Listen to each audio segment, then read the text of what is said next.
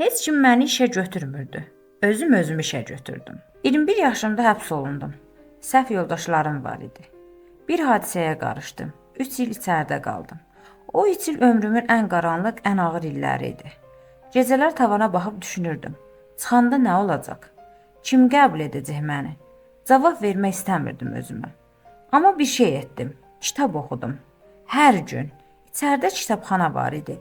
Kiçik, amma yetərli qədər kitabı olan kitabxana. Amma mən ora hər gün gedirdim. Hüququ oxudum, psixologiyanı oxudum, iqtisadiyyat oxudum. Çünki başqa bir çarəm yox idi. Başqa bir şeyim yox idi. Zamanım var idi. Onu boşa keçirmək istəmirdim. Sərfəli istifadə etdim. Çıxanda başqa adam idim. Amma dünya bunu bilmirdi. 14 müsahibəyə getdim. 14'ü də rədd etdi. Keçmişim var dedilər. Bəziləri üzümə belə baxmadı. Qapıdan çıxanda küçədə dayanıb göyə baxırdım. İçimdə nə hirs var idi, nə göz yaşı. Sadəcə bir sual. Bəs indi nə olacaq? Cavabı özüm verdim.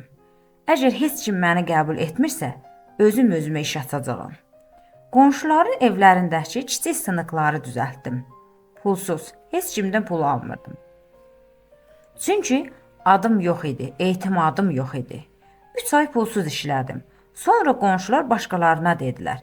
Kiçik işlər gəldi, kiçik pul gəldi. O pulu yığıb alət aldım. Daha böyük işlər gəldi. 1 il sonra yanıma bir köməkçi götürdüm. 2 il sonra 3 nəfər idik. 3 il sonra şirkət qeydiyyatı etdim. İndi 34 yaşım var. 11 nəfər işçim var və vergi ödəyirəm.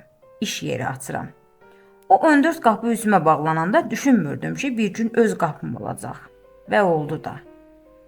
Bəs siz, həyatda ən çox hansı qapı üzünüzə bağlandı?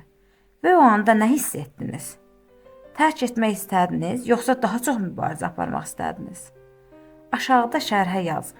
Bəlkə sizin hekayəniz də başqa birinin işığı olsun.